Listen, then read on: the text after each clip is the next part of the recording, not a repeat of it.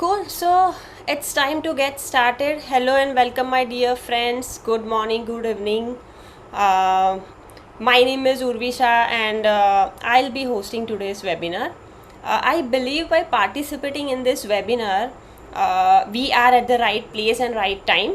So, well, I'm confident that you'll get some, new ideas, fresh energy, and many other things. Okay, so you feel free to drop on any questions if you have any during the webinar, or you can also share your struggles, your experience, everything. We'll try to answer your questions by the end of this session. It will be in Q&A session, and now it's time to introduce you all with today's speaker, who is having around 12 plus years of experience in this industry. So yes, he is none other than Rahul Sharma, and Rahul's core areas of skills are front end and back end technologies. He has worked in core Java, Java Spring, J2E, and many other frameworks. So today Rahul will give you some insight about WCAG compliance, and I know having this all insights, you'll be able to create some easiness for the people who are having special abilities or who are having some limitations. So by adhering to these guidelines, you can rest assured that there is not a single user who is not able to view your website content. So yes, let me call Rahul. Over to you. Hello, everyone, and thanks, Ruby, for this introduction. That's really helpful. Okay. I hope everyone is doing good. A very good morning, good evening, depending on which time zone you're right now. But it's glad to have you all here. In this session, as we mentioned, we'll try our best to address that how we can make our application compliant, because that's or ADA compliant, or we'll call it accessibility compliant. Now, being said that, we can get started. So, Urvi, are we all set to get started, or we wait for some time? No, I think we can get started. Yeah. Sounds good. So, I'm going to share my screen, and please let me know if you can see my screen.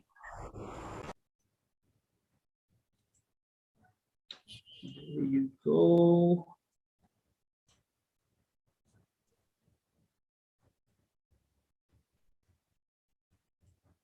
Okay, I hope my screen is visible. Yes. Okay, so let me just minimize this. There you go. Okay, so welcome everyone. We are going to talk about ADA or WCAG compliance. We are going to keep ADA in picture first. We'll talk about WCAG later. ADA is primarily an act in Northern America called Americans with Disability Act. So this act, I'm just going to give a brief. This act is not only confined to any IT software or hardware application or hardware implications or applications. This was more of introduced before it was extended to IT. It was extended to IT in September 2010. Okay, so we are going to talk about what are the compliance, what this compliance talks about, how we can make sure that our applications are compliant with ADA. Okay, now what we are here for, as we already started talking about it, first trying to understand what is ADA compliance, what is WCAG compliance, what are the rules, how we can make sure our application is compliant, what is the solution options, how we can make sure, like, let's say, if there is an application which is already developed, or you're developing anything new, what are our solution options, how we can have it compliant. And then we'll roll over to testing, because once development is done, what are our best options to test. Okay, before jumping on to anything, I'm just trying to understand, is any one of you aware of or had worked on anything making their application compliant, AD compliant or WCAG compliant? Yeah, you can answer yes or no in chat. I'm fine with that. Okay.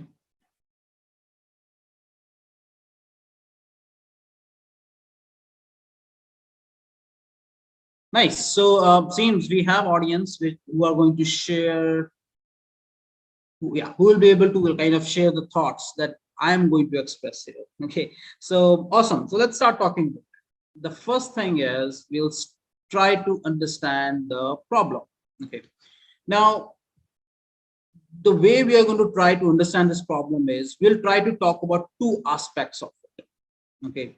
The first aspect is what is the impact of this ADA? What actually encompasses within this ADA, this act from regulatory perspective. From regulatory perspective, right? It's Northern America. They just want to make sure that since September 2010,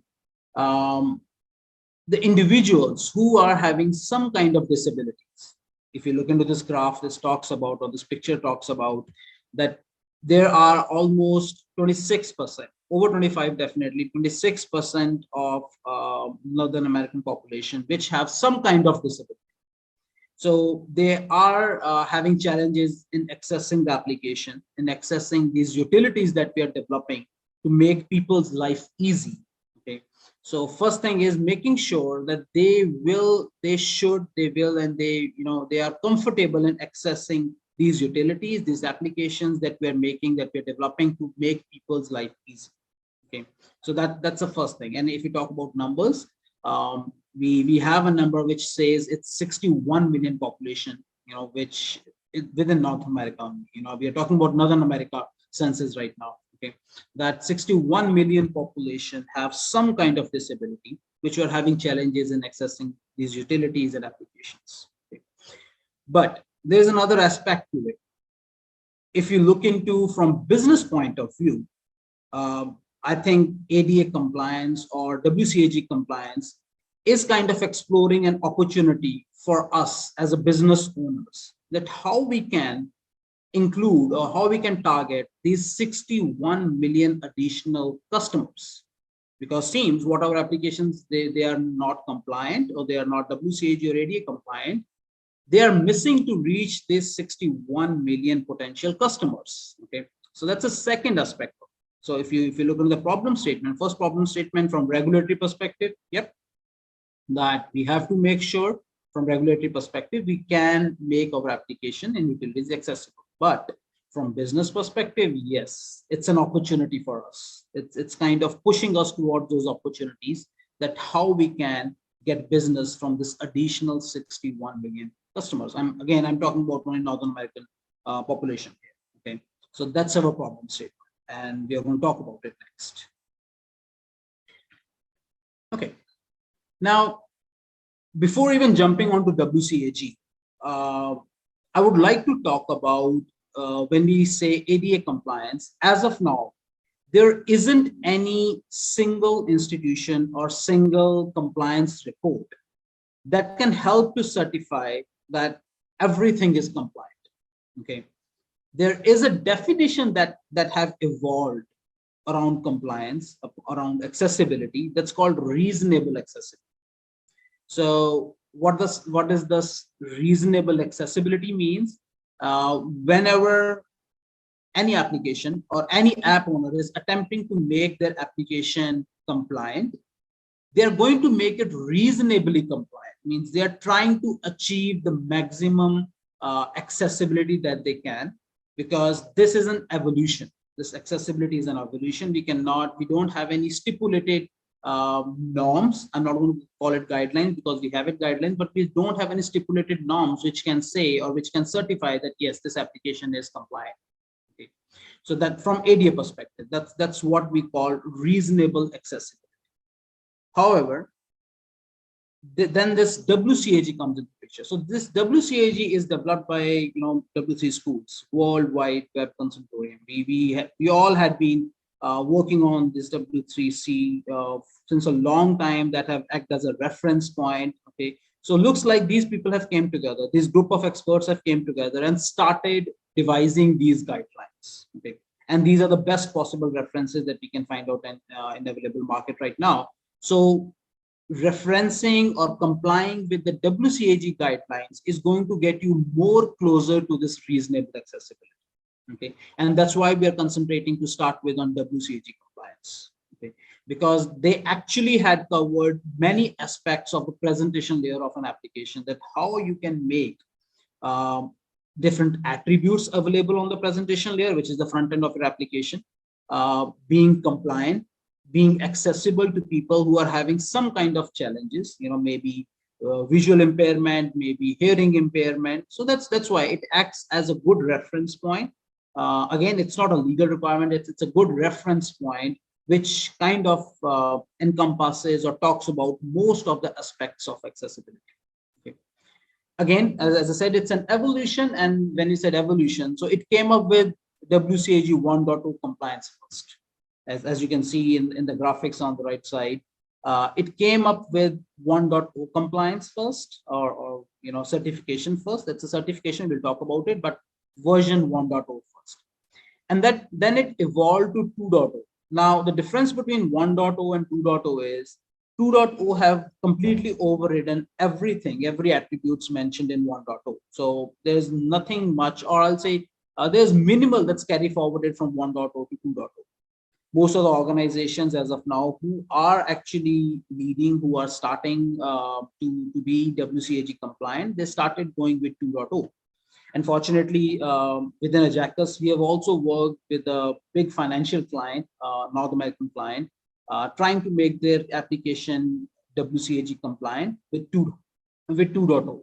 Okay, because this is looks like more stable than 1.0. There are opportunities that we are going to go beyond 2.0, but yes, as of now, we have successfully worked with one of our clients to implement 2.0, and that's the experience that I'm trying to share here. And as being a part of evolution, it have came to 2.1. 2.1 is still in a draft phase, but yes, it's still out, and it's an extension to 2.0. It have not completely overridden what was given in 2.0. 2.1 is an extension to 2.0. So whatever is included in 2.0 is still a part of 2.0. So if in case, you are still targeting your application to be 2.0 compliant, let's say if 2.1 is solidified down the line, you'll still be partially compliant, or I'll say reasonably compliant. If you were 2.0 compliant, you'll be reasonably 2.1 compliant as well, because 2.1 is just an extension to 2.0. So at this point, 2.0 is more of a safe play to get compliant. Okay, so that's where WCAG comes into the picture. Okay, let's go to the next one. Now, I'm going to ask one question right now. Okay, when you look into all these attributes that you see here, these are like quick captures from some of the rules defined in WCAG, which talks about your presentation there, your front-end application, that what you can do to make it more accessible, to capture more customers. I'm taking you back that we want to make sure there are two aspects of problem statement, how we can also capture more customers. So if you just give a glance to all these attributes, these are some of the rules that are defined within WCAG to make sure that your application is accessible. Okay, and if you give it a glance, you will be able to vision, you will be able to draw a picture in your mind that if you're able to achieve these attributes, what kind of difference you are making to individuals who have some challenges, like visual impairments or hearing challenges. One of the very outstanding, word that I can see here is audio descriptions. Just as an example, if in case this PPT is being displayed and there are individuals who are having, some vision or visual impairments, if there is a screen reader who can read or describe every aspect of this PPT, every aspect of this current slide, that will be the best possible case where we are trying to reach this individual. We are trying to convey our utility to this individual, our solution to this individual, despite of his or her disability. So, and that's what we are trying to achieve here. I've also added some references here because when we talk about WCAG, they come with some core principles. These core principles, they generally, came with an acronym called CORE. POUR. P means perceivable, O means operable, U means understandable, and R means robust. So primarily, those are the core 4 principles on which all these rules and guidelines are derived. Okay, so just a glance, and I hope that that helps to vision or portray that what we are going to do in presentation layer, just attempting to do this ADA compliance. Okay, now, as mentioned earlier, there isn't any single organization or firm or an entity which can certify that you are compliant. Though WCAG is more of a reference point which can help you to achieve a reasonable accessibility compliance. Okay. Now, if you look into the first 3 points mentioned there, the way we can get certified is statement of accessibility. Now, statement of accessibility generally says that the bare minimum is covered. Okay, that your application is in a state where it can be exposed to certain set or certain category of people with disabilities. Not every category, but with certain category of people with disabilities. So one way to get your application certified is doing statement of accessibility. And again, definitely there have to be code changes to be made, and there have to be a business case added to it. If in case any organization or any application have to achieve a statement of accessibility only in the name of compliance, they have to have a business case that our utility or our application is only targeting this category of individuals. That's why we are going for statement of accessibility only and not capturing every category, of disability, which is or who is using our application. Okay. And the next one is voluntary product accessibility template. Again, this is more of a template statement which talks about that the application is reasonably compliant. It doesn't have any defined rules the way we had for WCAG 2.0 and 1.0 that we talked about. It doesn't have any defined rules, but it's the best possible attempt compliance. Okay, so that's another way of getting certified. Now, let's talk about the best or the I'll say in the preferred way of doing it, which is WCAG 2.0. And the reason I had 2.0 specifically here, as I mentioned earlier, 2.0 is more stable than 2.1. And if you are doing 2.0, that means you are, partially compliant with 2.1 as well. And I love to mention it again that our organization have already, Ajackus have already achieved a 2.0 compliance for one of our big financial clients. So that's again a good or a preferred way to get conformance claim, right? So we'll talk about that. There are 3 levels in even WCAG 2.0. There are 3 levels called A, AA, and AAA. Though you can see, the definitions of it. Just do you know the people who are aware of WCAG compliance? Is any one of your application is compliant with any of these 3? Maybe statement of accessibility, voluntary product, which is VPAT, or WCAG 2.0 by any chance? Or if you are aware of any application which you believe you might have came across in your day-to-day life, that this seems to be WCAG compliant, where it's made accessible the category of people who are having challenges in accessing an application otherwise. Yep, a yes or no is going to work for me. Okay, that's fine, because if I talk, before we started working on this WCAG compliance, honestly, even I have not, looked into any application from this perspective or this point of view, that whether we can make this application or whether this application can be made accessible to a category of people who are having challenges in accessing this utility. Because the kind of difference, the kind of impact any application in utility is making in my life, it should be making in everyone's life. And that's where those potential customers had been brought on the table, on the same table, to win us some business. Okay, right. So jumping on to next thing, talking about these levels, 2.0 levels, right? Level A, it's a bare minimum. it still talks about the rules, but if you're trying to do a level A compliance, the WCAG have a clear definitions that, let's say, if they have n number of rules, this n minus, some n minus a rules are defined. If you achieve them, you are A compliant. If you are, achieving this number of, let's say, n minus x number of rules, then you are double A compliant. And the last one is triple A compliant. Now, if you ask me, the preferred way is doing AA compliance, because that takes care of the legislation, the pieces of legislation that had been taught in, ADA Act.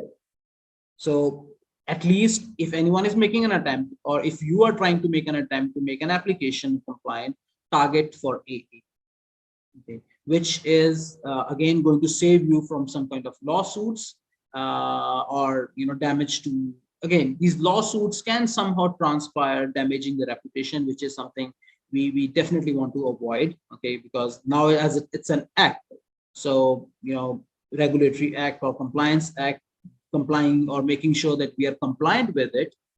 If we are making an attempt, let's at least target AA. Okay. So let's keep AA in our head somewhere. Okay, we'll talk more about it, but yeah, let's keep AA in our head somewhere. Okay, jumping next. Okay, now as we have, like, a crude picture, but what does this compliance entitles, and what kind of differences this compliance is making, and what kind of certification we want to achieve, okay, but how we can do it though. So primarily, if we talk about the first option there, that's an ideal scenario. If you are trying to develop a new application, if you're trying to create something from scratch, the first thing that you might want to do is get the developers and accessibility developers and your QA members, actually the whole team members, the accessibility trainings, okay, because there are n number of accessibility trainings, free and paid training, that are available. Even there are guidances available which can make a developer, a tester, and a business guy, anyone in an organization, aware what is an accessibility, how every attribute on a presentation layer is going to be included in accessibility, or how we can make it accessible. Okay, so that's the best possible scenario. Get the accessibility trainings, and after those trainings, try to make sure what kind of compliance or certification you want to achieve, and based on that, give guidelines to individuals. Now, these guidelines as best practices can be given in the form of code reviews, can be given in the form of code checklists, code review checklists. And because if you include them in the code review checklist or code reviews, that means we are automatically just giving it a second eye and making sure that we are achieving the desired certification. Okay, but again, once you have the certification, that doesn't mean that you are done, you are compliant forever.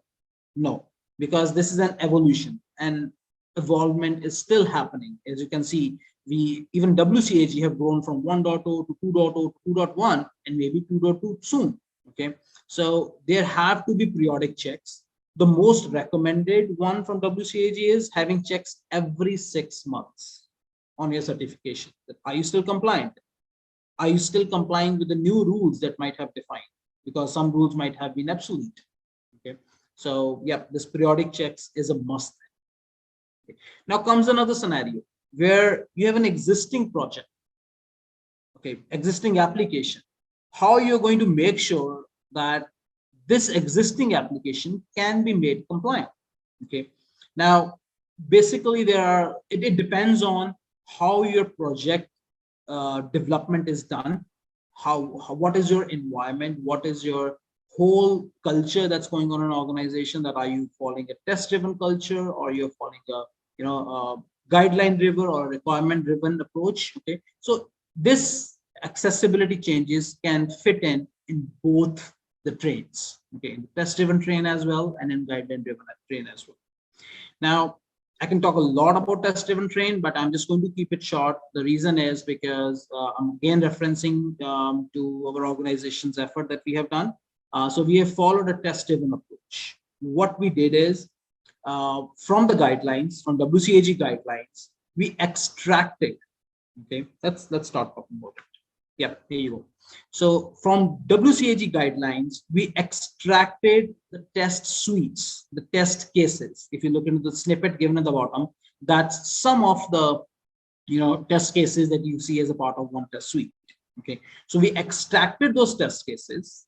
Okay, and once those test cases are extracted, then we start doing a test driven approach, making sure that every attribute in the front end application is compliant with these test cases.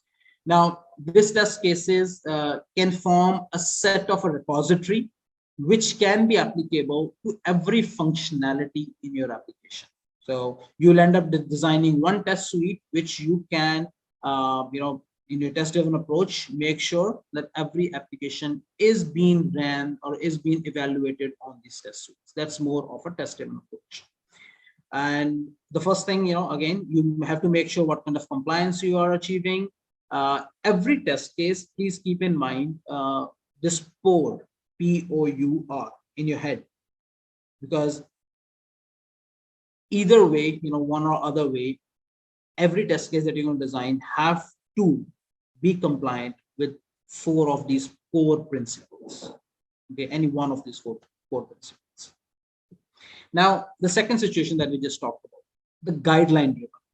Now, the guideline driven is a bit different, because let's say your tool or utility or your application that we are just trying to make ADA compliant, this application is targeting only certain category of intended audience, right? So you don't have to go behind each and every WCAG rule. So it have to be guideline driven. So generally these guidelines have to be extracted from the business, from the app owners, that what all guidelines we can extract, and then using these guidelines, you will end up making changes to your application. Now, guideline driven cannot fit in the test driven approach, because as I mentioned, the test driven, you're going to develop one test suite which will be implemented in every functionality of your application. But here, the guideline driven, every functionality might have a different requirement, because one of the functionality might be targeting some different category or some different set of people, and other functionality might be targeting different set of people. So in those situations, you have to have it guideline driven. One test suite may not be applicable to every functionality within an application. Okay. Yeah, this is interesting one.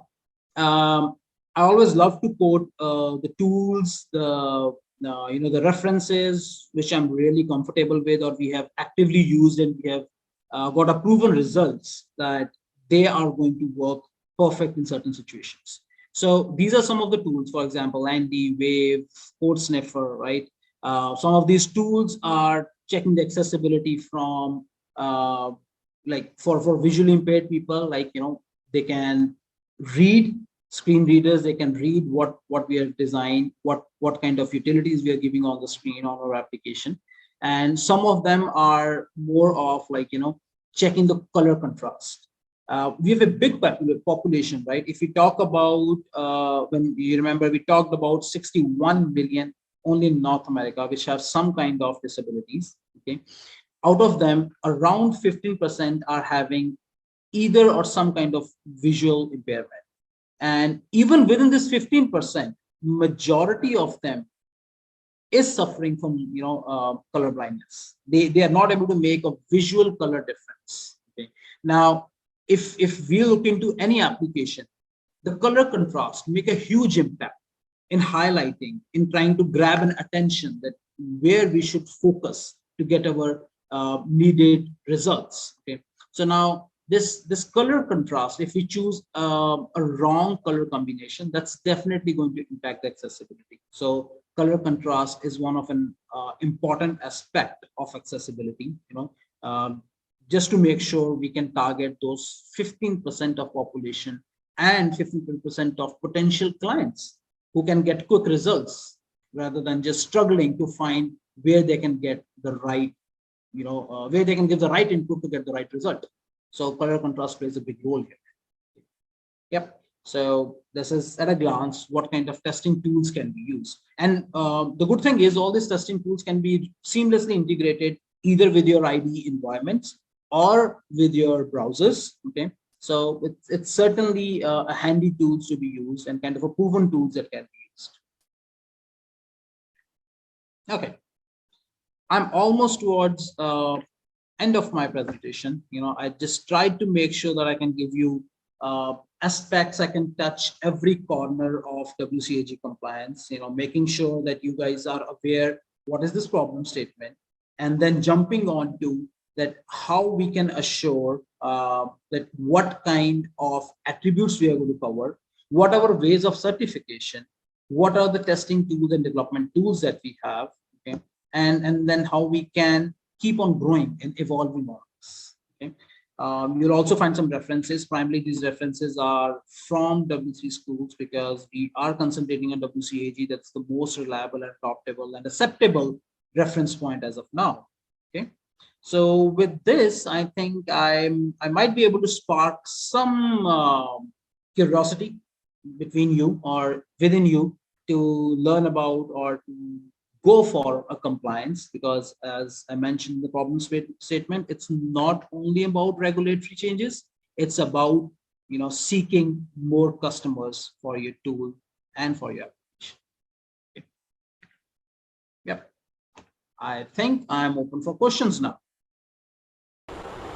Yeah, thank you so much, Rahul. I think this information was very useful, and I'm sure all of the attendees who are attending this webinar right now, today or tomorrow, they will come across this, and I'm sure this information will help them out to make sure that there is not a single user who is not able to view the content. So yeah, thank you so much again, and yeah, question answer round is open. So if you have any question from audience, please feel free to share your experience or your struggle, your question.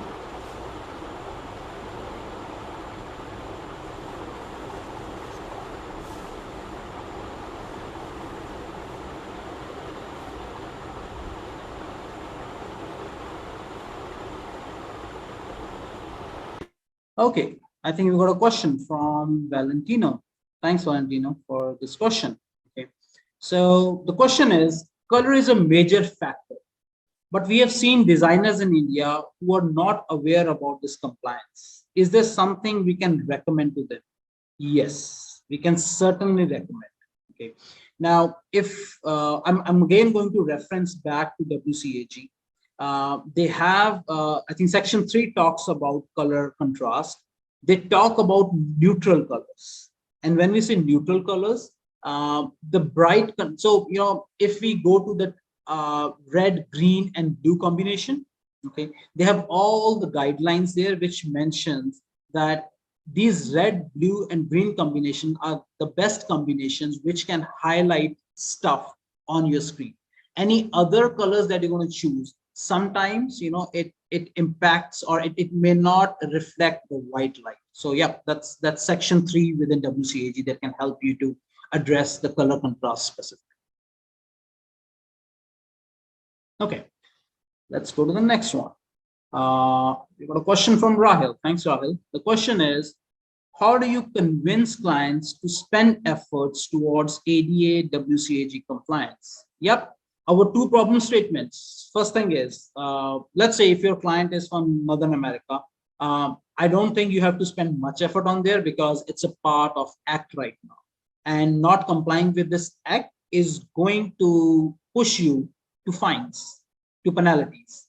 And in one of the business review, one of the business owner have mentioned that they anticipate a fine of up to $50,000. I think that's enough to drive anyone for because not only fine, any fines that's coming out of compliance is definitely going to damage the reputation. Okay, so that's enough to drive anyone towards compliance, towards this ADA compliance. And the second thing is, more than this fines, it's more of that you will be talking to or you will be reaching more potential customers, because when you're designing a utility, working or trying to reach 10 additional customers is a big thing. But here you're talking about 61 billion additional customers. So those are the driving factor that you definitely should use to approach any client. Okay. Let's go to the next question. We have a question from Sayed. Are there similar compliance requirements in other geographical regions? Can we leverage our experience as a company to target these markets?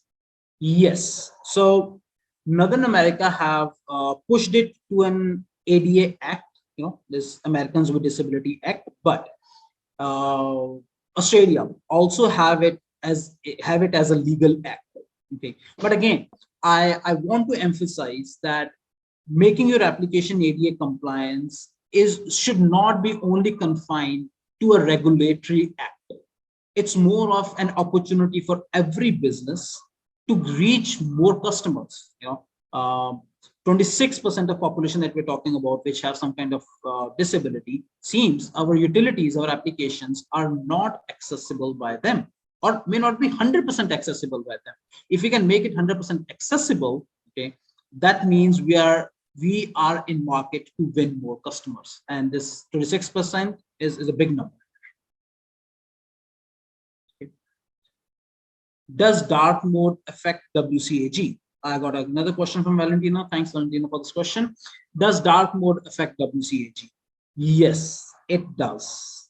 Okay, but for dark mode also there are color contrasts given, okay, which can certainly be used. So any shades of gray, I'm going to give you a specific example that's coming out of an experience from one of our implementation that we've done from our client. If you have a dark mode in the background, any colors, any shades of gray is not preferred. Okay. Okay. Yes, I got some input from Nirmal. Thanks, Nirmal. So the input is, yeah, Netflix was sued for $855,000 for not being compliant. Yep, that talks about it. Okay, I got another input from Gaurav. One of my known is suffering through disability is using website reader tools. The problem is that the tool read like a machine. Do we solve this issue through this implementation? Good question. Looks like that because it is dependent on what kind of tool they are using. There are many tools. If you talk about the screen reader available in Mac, looks like the tool that they have used is definitely doesn't have any artificial intelligence to emphasize on certain words which we want to press more importance. But yes, I think hopefully it's totally dependent on tools. But I'm going to recommend here, if you try to prefer the screen reader used in Mac, at one point you can emphasize stuff. Okay. But yeah, as of now, if you talk about compliance, for example, I'll give you one example, Gaurav, here. Images, right? We have images, and you also want to read out the description for images. And in those images, definitely it's going to be machine read, but you can give some highlighters like asterisks, and the screen reader will read it. Asterisk, asterisk, important. Okay, those things can be implemented. But yeah, I don't think there is any artificial intelligence as of now. Mac does it best sometimes. Okay, I got another question from Ankita. Is there any deadline for companies to be WCAG compliant? Good question, Ankita. There isn't any deadlines, but there is an urgency to do it. Okay, and that's the reason the definition have came up being reasonable compliant, because there isn't any I'll say hard and fast baselines that you have to achieve this much, but yeah, achieve some level of compliance in the name of reasonably compliant is there, or reasonable accessibility is there. We are not aware of any deadlines that have been given, but yeah, there is a push to get it done. Okay, I got another question from Valentina. I seen automated testing mentioned in some of the slides, but the tools that you mentioned are mostly manual. what testing in WCAG can be automated? Good question, Valentino. That's a desired state. Okay, because as you have seen, the three phases, the development phases that we have discussed, okay, the last part was periodic checks. And we know, as in coming from an IT background, if anything is repetitive, if we have to do some checks periodically, that should be automated. We cannot do manual checks. So being an evolution within WCAG, that's a desired state.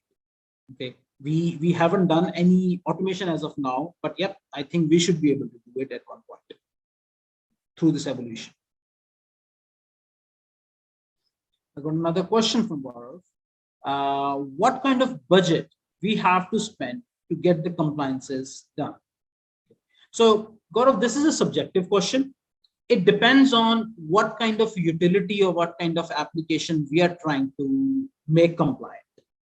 Because if it's going to be from, let's say, if you're designing something or creating something from scratch, it might be a lower budget because you have to spend on trainings, you have to spend on education on every team member that what does compliance means, and then it will be incorporated with your regular development process, and designing or creating a process around it in the form of code reviews, in the form of checklists, and then so any scratch development, I can imagine that that's going to take the minimum budget to be compliant. But if you're going to touch anything on an existing application, it depends on the volume of an application, how many APIs we have, how many functionalities or screens we have. So it's definitely driven through the volume of an application. But again, what I can vision is, and I'm sure you all might agree to me, the money that you're going to spend on making your application compliant, it will be worth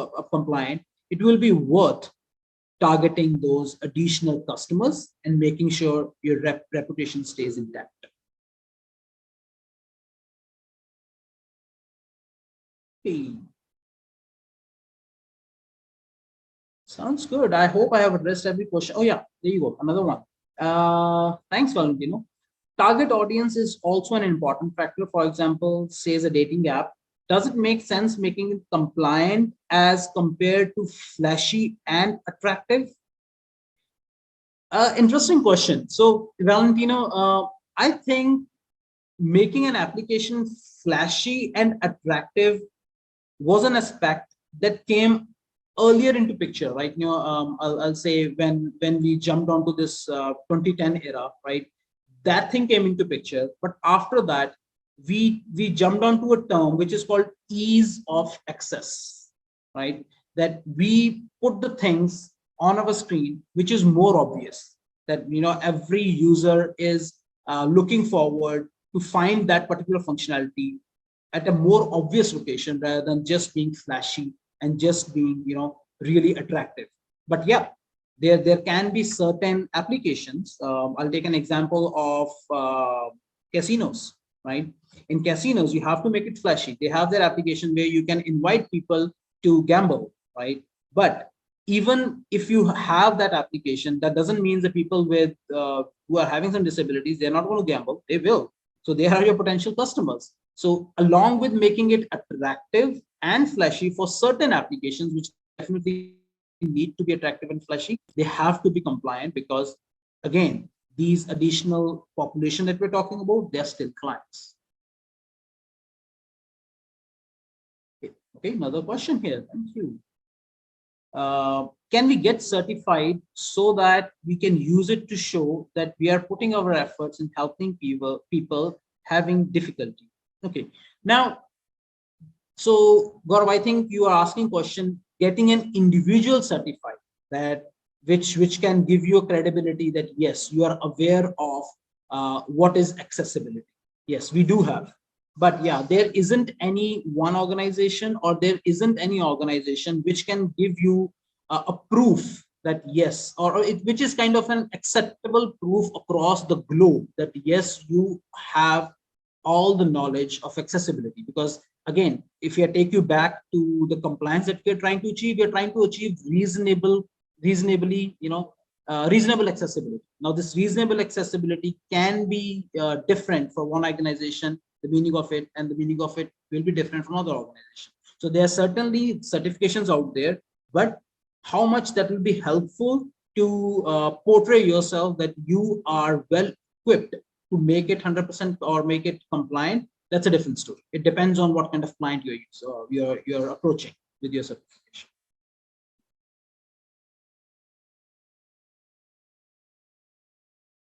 Okay. Yep. I think Valentina also had that question.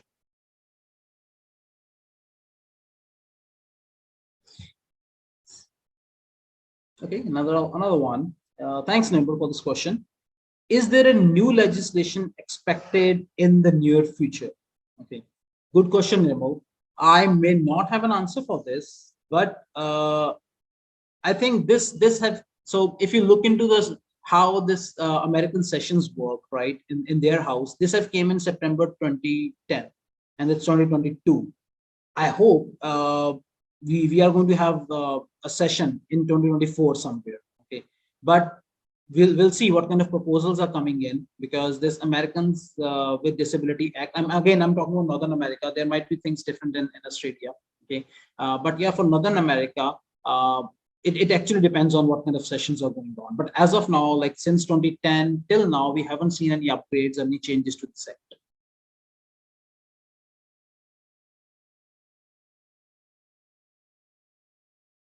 Okay.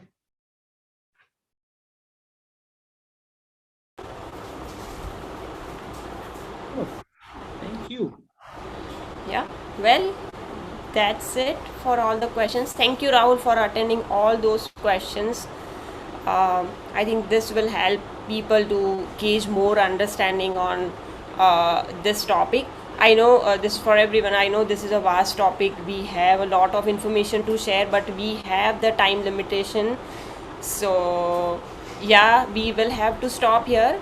Also, regarding our website, our social media presence, I'm already sharing this in the chat box. You can also you might be aware about the projects we have worked upon, but still you can go through our social media presence. Additionally, in case you have any questions regarding this topic, I have already shared Rahul's email address here, so you can ask your question to Rahul directly. And yeah, thank you so much, everyone. I know this is an important topic, and yeah, I hope you all have enjoyed this session. Thank you again for taking your time today, and we also want to hear from you regarding the response. How was the webinar, and how we can improve. So definitely after the end of this session, you will receive an email. So you can just post your question, your suggestion, and feedback over there, and yeah, give us a chance to improve on the same. Okay, thank you so much, everyone. Thank you so much, Rahul, for having this wonderful session. Thanks everyone for staying along with me. Thank you. Thank you.